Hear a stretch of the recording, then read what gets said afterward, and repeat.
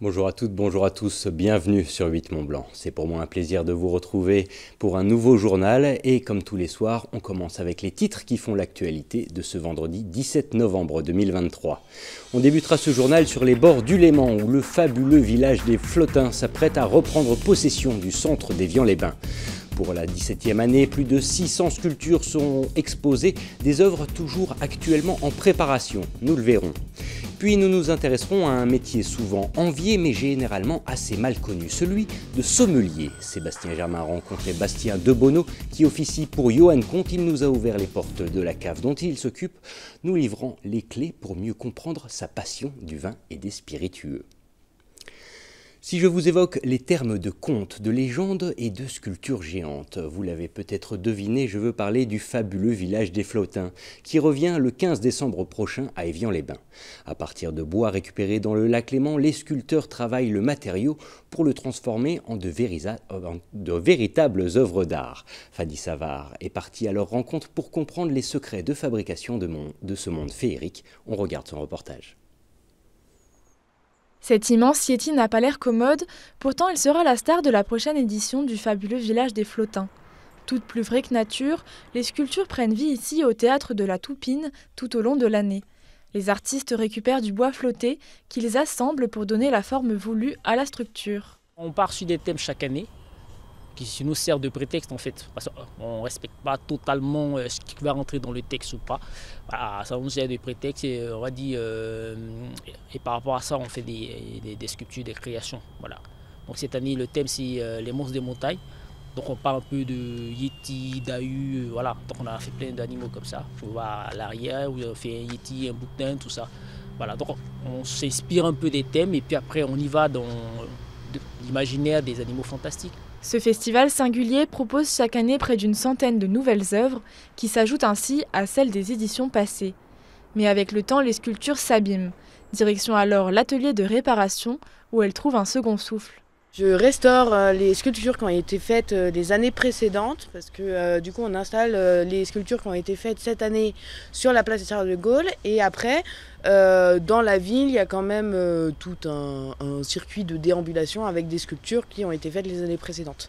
Et avec le transport du coup elles ont tendance à vieillir et du coup là il faut les restaurer. Le théâtre de la Toupine, organisateur de cet événement depuis 17 ans, ouvre également la conception des œuvres aux amateurs. 57 structures partenaires dont des écoles, collèges et lycées participent à sa réalisation, ainsi que quelques bénévoles. Ils disposent alors de 3 semaines pour donner vie à leur œuvre. La première semaine, on vient à la Toupine déjà pour un peu apprendre, être formé par des professionnels, s'exercer, pour apprendre à croiser les morceaux de bois pour qu'ils tiennent. Donc on fait du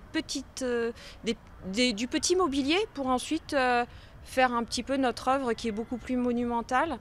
Et après on teste, on apprend un peu au fur et à mesure. Et puis le défi c'est que on doit faire ça tout seul. Yéti, Dahu et autres bonhommes de neige descendront bientôt des montagnes pour investir les bords du Léman. Une arrivée d'ores et déjà prévue le 15 décembre prochain pour le plus grand bonheur des petits comme des grands. La maison Johan Comte est en pleine lumière, alors que le chef doublement étoilé au guide Michelin vient d'être sacré restaurateur de l'année 2024 par le Goemio. Le sommelier de l'établissement a également été récompensé récemment.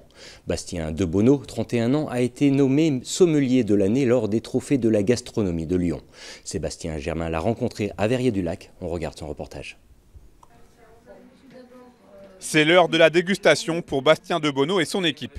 À 31 ans, ce natif de Sisteron est le directeur de la sommellerie des restaurants du chef étoilé Johan Comte à Verrières-du-Lac depuis maintenant 5 ans. Et chaque semaine, ce haut savoyard d'adoption organise pour lui et ses collaborateurs sommeliers un moment de travail collectif et de partage. J'essaye au maximum de pouvoir les faire participer, de leur faire déguster, parce que c'est aussi ça la clé de notre métier, c'est de beaucoup déguster de vin pour avoir une mémoire gustative et aussi pour être capable de pouvoir parler des vins. Donc c'est vrai de rencontrer directement les producteurs. Et en plus aujourd'hui on a la chance d'avoir un très grand château que tout le monde rêve de goûter. C'est qu'on n'a pas l'occasion d'en goûter souvent, donc là le goûter tranquillement, posément, c'est vraiment hyper important. Bastien Debonneau et la sommellerie, c'est une histoire d'amour qui dure depuis maintenant bien longtemps. À 15 ans, après une rencontre marquante, il décide de s'orienter vers la restauration. S'ensuivent ensuite des études avant les premiers postes. Et au fil des années, à force de travail, d'acharnement et de passion, Son expertise porte ses fruits avec de nombreuses récompenses à la clé. La dernière en date est d'ailleurs toute récente, car il vient d'être nommé sommelier de l'année lors des trophées de la gastronomie organisés à Lyon. Je suis plus que flatté, j'ai toujours voulu être récompensé par mes pairs, par les personnes qui sont passées avant moi et qui ont eu l'expérience avant moi. Donc c'est très important à la fois pour moi, mais aussi par le travail que mes équipes réalisent et par l'ensemble de la maison aussi. Je trouve que c'est toujours important, voilà, de mettre en lumière la maison pour laquelle on travaille, puisque la maison reste l'institution et c'est toujours important de faire briller l'institution. L'institution Johan Comte, voici peut-être une des clés de la réussite de Bastien de Bonneau. En les observant tous les deux, on devine facilement la passion commune qui les unit et qui se transpose dans la cuisine du chef breton, doublement étoilé au guide Michelin et récemment sacré cuisinier de l'année par le Goemio. C'est devenu complètement naturel de s'adapter à un vin.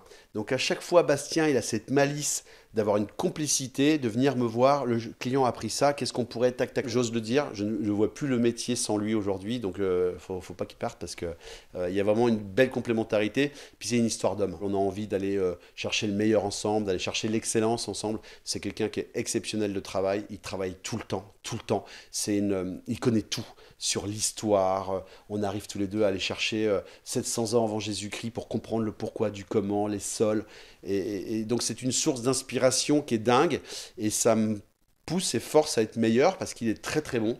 Il fait des concours tous les ans, il veut vraiment toucher l'excellence. Donc en touchant l'excellence, il nous porte avec lui finalement vers le haut et on s'en porte bien mieux. Si le sommelier gère tout ce qui se réfère aux boissons alcoolisées dans le restaurant, c'est bien entendu grâce au vin que Bastien de Bonneau parvient à tirer son épingle du jeu. Pour perpétuer son art et ses connaissances, il a réussi à faire grandir la cave de l'établissement, qui est aujourd'hui un véritable trésor, avec ses quelques 12 000 bouteilles. Le vin est une des seules boissons où on peut photographier un millésime. À part l'art, on ne peut pas goûter une tomate de 1803 ou des choses comme ça. Là, par exemple, dans les vins, j'ai goûté des vins jusqu'à 1850. Je pars du principe que vraiment, le plat, ils sont déjà très élaborés. Et quand on arrive en salle, la dernière chose que nous, on peut apporter en salle, c'est évidemment la sympathie, l'empathie, faire raconter des histoires aux clients, mais aussi la boisson. C'est le dernier assaisonnement que nous, on peut apporter en salle. Un peu comme une flaire de sel sur une pièce de viande. On va venir transcender le plat grâce à ce dernier petit assaisonnement que sont les boissons et particulièrement le vin.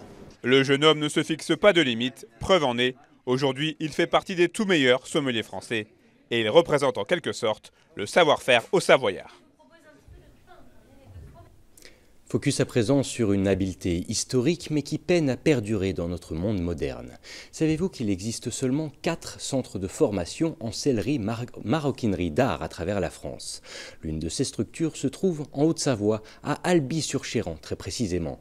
SMA Sellerie Maroquinerie d'Art, c'est son nom, propose des sessions d'apprentissage et d'accompagnement qui s'étalent sur des périodes comprises entre 8 et 12 semaines. Virginie Alexandrie et Damien Boronade, les deux formateurs, ont pour objectif de transmettre les techniques de travail du cuir et ce, avec un savoir-faire presque ancestral. C'est un reportage de Sébastien Germain. Albe Espace au bord de l'autoroute A41 à Alby-sur-Chéran. Derrière les murs de cette pépinière d'entreprise se cache l'un des 4 centres de formation dédiés à la sellerie maroquinerie d'art en France. Ouverte en février 2022 à l'initiative de Virginie Alexandrie et Damien Boronade, cette structure a pour objectif de rendre ses lettres de noblesse au cuir dans un souci d'authenticité. Car ici, tout est fait à la main, sans machine-outil. Ce qui nous intéresse, c'est le métier d'art et la pérennité des gestes techniques anciens. Il faut savoir que les articles de maroquinerie qui sont réalisés aux outils à main sont plus solides et durent plus longtemps que ceux qui sont réalisés en industrie en fait. J'ai toujours été attirée par le cuir, par cette matière noble qui vit, qui se patine dans le temps, qui perdure en fait, quoi. Et on peut en faire ce qu'on veut. On a l'impression d'être limité avec cette matière alors qu'en fait non. On peut vraiment tout faire. Selon le programme d'apprentissage des élèves, les formations peuvent durer entre 8 et 12 semaines. Et au fil du temps, nos 2 formateurs se sont rendus compte que la demande est de plus en plus forte et les profils très diversifiés. On a des élèves qui vont de 22 ans jusqu'à 60 et quelques années. Donc des personnes qui ont commencé leur vie active mais qui ne sont pas tout à fait dans leur bonne voie. Un élève par exemple qui était en train de préparer sa retraite pour pouvoir se faire son complément en tant qu'artisan. Donc voilà, on a des gens qui sont issus du métier, qui ont fait des centres de formation dans le luxe, mais ce n'est pas ce qui leur convenait. Afin de proposer une formation la plus complète possible, SMA n'accueille que très peu d'élèves simultanément lors des sessions d'accompagnement. Cette semaine, Valérie Assion est donc la seule élève de l'établissement à suivre le cursus. Et pour cette responsable administrative, cette formation est une vraie belle surprise. L'année dernière, j'ai eu une vraie révélation. J'ai entendu quelqu'un couper du cuir et ça a provoqué un déclic. Jamais j'aurais pensé travailler le cuir. C'est allier aussi le dessin au cuir, parce que moi j'aime dessiner, je dessine depuis des années. Je trouve qu'on fait des choses absolument magnifiques, mais en même temps il faut une autonomie. Déjà en une semaine, j'ai appris à coudre. J'ai appris des techniques pour repousser le cuir. Moi, je m'éclate, quoi. Autre exemple concret avec Pauline Maton. Cette jeune auto-entrepreneuse a suivi la formation de Virginie Alexandrie pour entamer sa reconversion professionnelle. Et désormais, elle écume les marchés pour vendre ses créations. Je propose un panel plutôt varié de produits, puisque ça va donc de boucles d'oreilles, bijoux, bracelets, en passant par des petits porte-monnaies, des pochettes papier, des ceintures, des sacs. C'est pas rien de créer son entreprise, de pouvoir faire au quotidien ce qu'on aime. Lauréat du réseau Initiative Grand Annecy, le centre de formation sellerie maroquinerie d'art d'Albi-sur-Chéran est plein d'ambition pour le futur, avec notamment la création d'un diplôme reconnu par l'État et la digitalisation des enseignements. Nous arrivons déjà au terme de ce journal. Merci à tous de votre intérêt pour l'actualité sur 8 Mont-Blanc. Merci à toute l'équipe. Juste après ce Flash Info, Thierry Paulme vous attend pour son bulletin météo. Puis ne manquez pas un nouveau numéro de l'émission En tête à tête. Ce soir, Lucas Ruche et Hugo Guirez ont rencontré Kevin Roland. Fraîchement retraité, le champion de ski freestyle revient avec nous sur sa riche et intense carrière parsemée de moments forts en émotion. Quant au prochain journal, c'est pour lundi à 18 h pour une édition qui sera présenté par Sébastien Germain. Mais d'ici là, nous vous souhaitons un agréable week-end sur notre antenne. À bientôt.